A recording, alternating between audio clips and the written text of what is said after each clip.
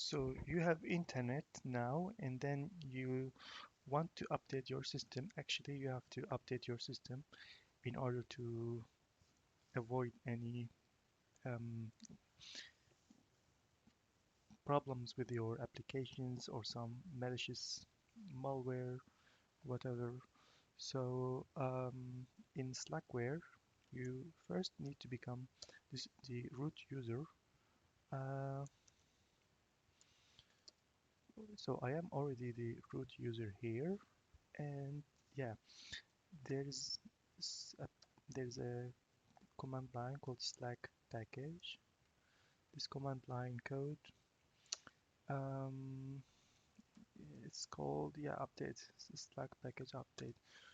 So as you can see, I have to enable some mirrors inside this file, and I'm gonna use vim to change that file. And yeah, let's see, and slack package and mirror. So if I go inside this file, I can see what the file is about here. You see it says mirrors, this of Slackware Linux mirrors, and so on. You can read this on your own. So you have some choices here. So this is gonna be some country lists, as you can see, and it is better to choose the closest one, the closest, or yeah, the country that you live in, if it is there. If it's not there, just the closest one.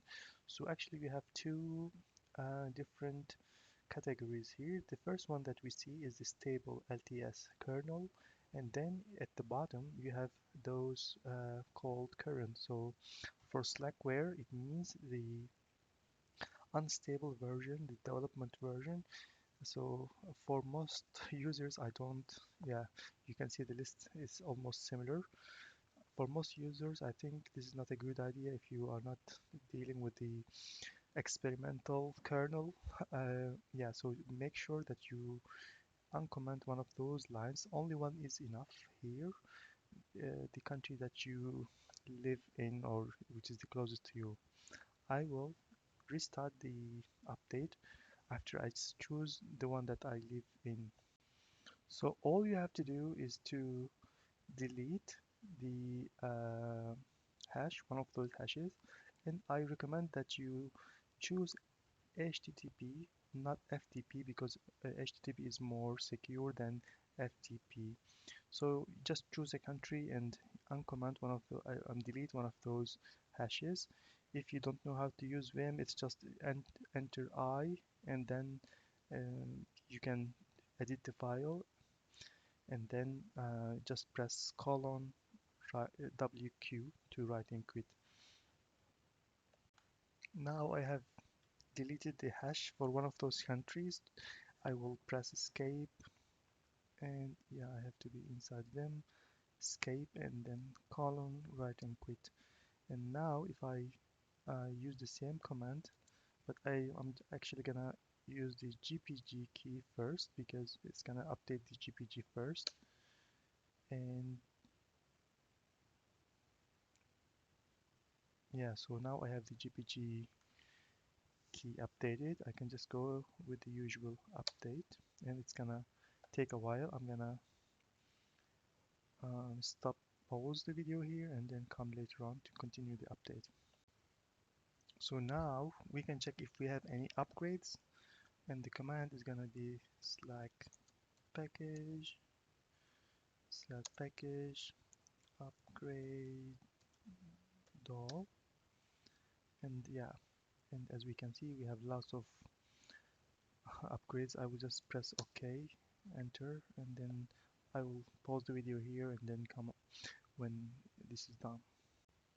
So now we have all of those upgrades executed. It says we can press enter to continue. Of course we have to be on the same, and we have some new configuration files. Well, you can choose what you would like to do. I think I will keep, and then click my console. Now, before we boot, we have to run a new um, we have to update all EFI booting parameters.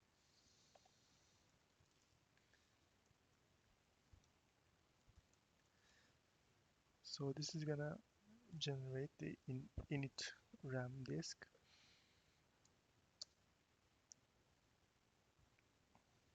And yeah, we have to wait again. I'm gonna pause. So now after generating the init RAM, we have to rerun the ELILO config. If you are not using UEFI, if you have LILO or GRUB, then you should be doing something else. This is only if you have UEFI and you have installed ELILO.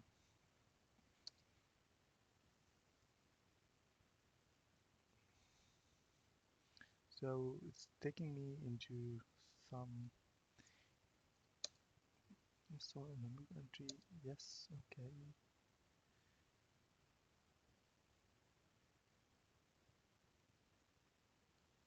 Yes.